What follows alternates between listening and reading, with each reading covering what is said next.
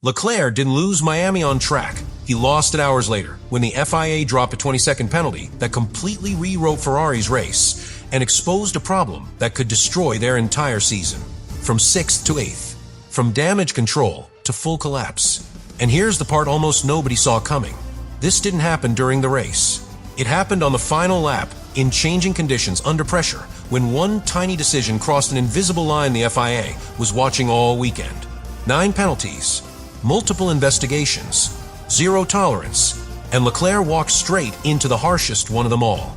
What he did in those final seconds, why the FIA went all in with the maximum punishment, and how this single decision could change Ferrari's future, is far more serious than just losing 2 positions.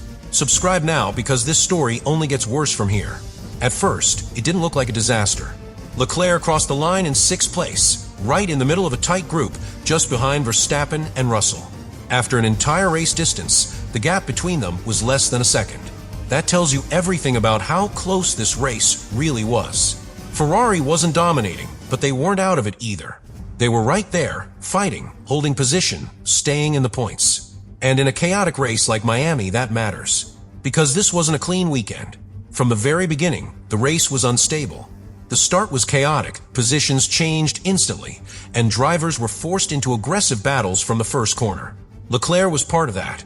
He wasn't just driving alone, he was fighting. Wheel to wheel, corner by corner, against some of the fastest cars on the grid. And for a while, it worked. Ferrari had pace early in the race. Enough to stay inside that top group, enough to believe that maybe, just maybe, they could fight for something bigger. But here's where things start to shift. Because races aren't won in the first laps. They're decided in the last ones. And Miami exposed something Ferrari couldn't hide. As the race went on, the cars started to lose performance. Tire degradation increased, grip started to fade, and what looked competitive at the beginning slowly turned into survival mode. Think of it like running a sprint with shoes that wear out halfway through. At first, you feel fast, in control, confident. Then suddenly, every step feels heavier. That's exactly what happened to Ferrari. By the second half of the race, Leclerc wasn't attacking anymore. He was defending. And that's a completely different mindset. Because when you're attacking, you control the race. When you're defending, the race controls you. And Leclerc found himself surrounded. Pressure from behind. Faster cars closing in. No margin for mistakes. Even inside Ferrari, things weren't clean. Time was lost in internal battles, with Hamilton stuck behind Leclerc at key moments, both drivers slowing each other down instead of moving forward. That's not just a small issue. That's lost time, lost rhythm, lost control. And in Formula One, when everything is that tight, losing even a second can put you in danger. Now add one more layer. The conditions. Late in the race, light rain began to fall. Not enough to stop the race, not enough for a tire change, but just enough to make every corner unpredictable. Grip dropped, confidence dropped, and suddenly, every driver on track had to make a decision. Play it safe or push through it. Some drivers managed it, some struggled, and Leclerc stayed right on the limit. Not over it, not yet, but close enough that the next decision would change everything. Because when you're defending under pressure with worn tires in changing conditions, you don't get many chances to be perfect. And in Miami, perfection was the only thing the FIA was going to accept. And this is where the race quietly turns into something much more dangerous, because the final phase wasn't about speed anymore. It was about pressure. Leclerc is holding position. Tires are worn, the car is sliding more, and the track is starting to lose grip with that light rain settling in. Not enough to fully change strategy, but enough to make every braking zone feel uncertain. Now imagine this. You're driving at extreme speed, and suddenly the track feels like it's moving under you. Not dramatically, just enough to break your rhythm. That's the moment where mistakes begin. And behind him, the pressure is real. Cars are close. Gaps are small. One bad exit, one missed apex, and you're overtaken instantly. So what do? You push. You brake a little later. You carry more speed through the corner. You use every inch of the track, because giving up even a fraction could cost you everything. And that's exactly what Leclerc did. He started stretching the limits. At first, it's subtle. Just running slightly wider on corner exits, using the edges of the track to maintain speed. The kind of thing drivers do all the time. But here's where it changes. He goes beyond the limit. Not once, several times. And this is the detail that makes it critical. It all happens on the final lap. There's no time to fix it. No time for Ferrari to tell him to give the position back. No time to correct the mistake. The race ends, and from his perspective, the job is done. But from the FIA's perspective, the race has just begun. Because while drivers are cooling down, while teams are celebrating or recovering, the stewards are reviewing everything. Every onboard, every sensor, every line taken through every corner. And what they find is simple. Leclerc gained an advantage by going outside the track limits multiple times in that final lap. Now here's why that matters more than it sounds. Track limits aren't just about staying inside white lines. They're about fairness. If you go outside and gain speed, even slightly, you're effectively shortening the track. You're taking a faster route than everyone else. And in a race where positions are separated by fractions of a second, that advantage is enough. So the FIA makes a decision, and they don't go halfway. They apply a drive-through penalty, but since the race is already over, it gets converted into 20 seconds, added directly to his final race time. And that's devastating, because a drive-through isn't a small punishment. It's one of the harshest penalties in Formula One. It's designed to completely destroy your race when served. So when it's applied after the race, there's no escape, no recovery, no second chance, just a result rewritten. And just like that, Leclerc drops from 6th to 8th. But here's the part that changes everything. The FIA didn't hesitate. No warning, no leniency for the conditions, no consideration for it being the final lap. They went straight to maximum punishment, and that sends a message far beyond Leclerc. Because if this is how strictly the rules are going to be enforced, especially under pressure, especially in changing conditions, then every driver on the grid just learned something. There's no margin anymore. And Ferrari might be the team with the least room to make mistakes. And this is where the reaction begins, not on track, but inside every garage on the grid. Because what happened to Leclerc didn't go unnoticed. Teams study everything.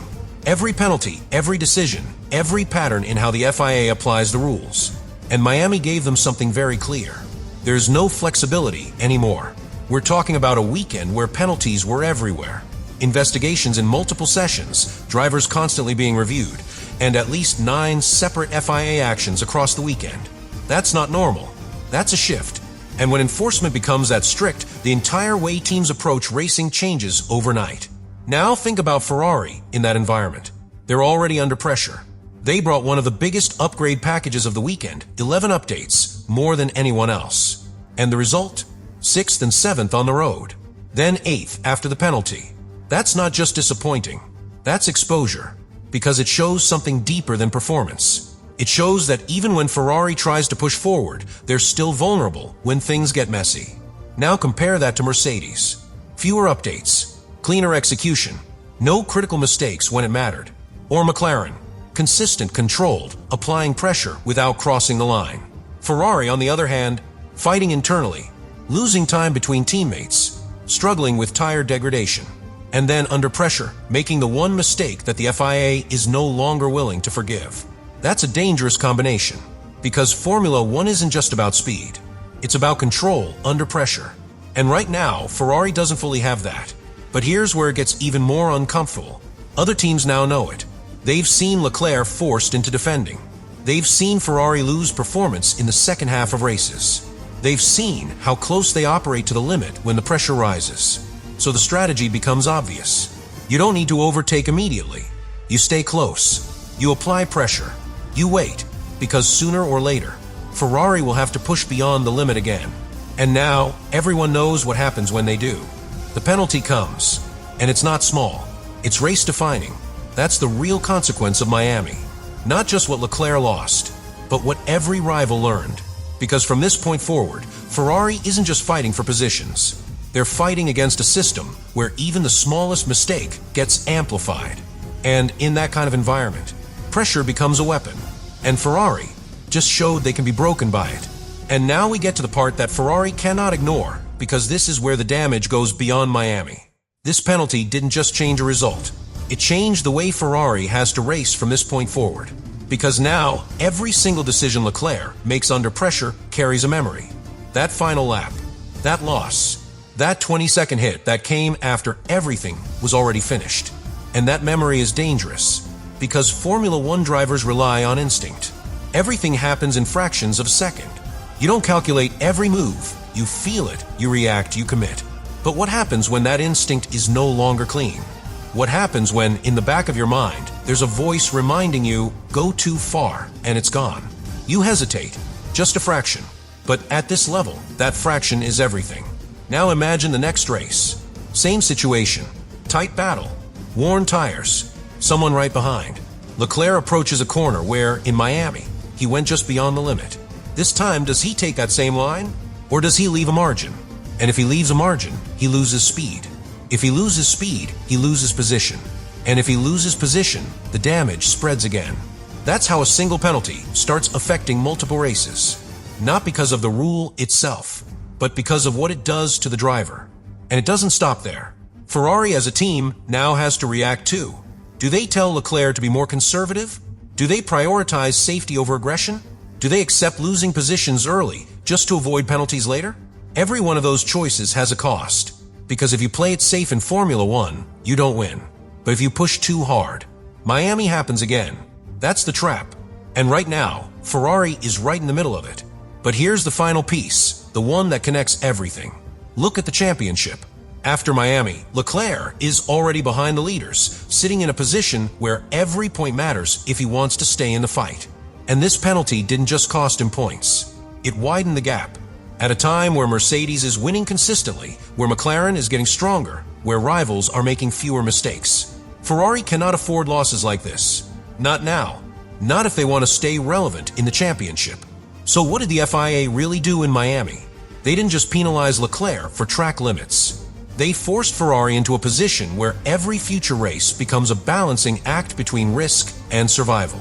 They showed that there is no safety net, and they exposed that Ferrari right now is a team that lives too close to the edge without fully controlling it.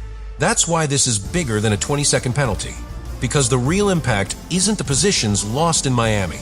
It's the doubt, the pressure, and the hesitation that follows them into every race from here. And the real question now is simple. When that next moment comes under pressure, at the limit, will Leclerc push again? Or will Miami still be in his head?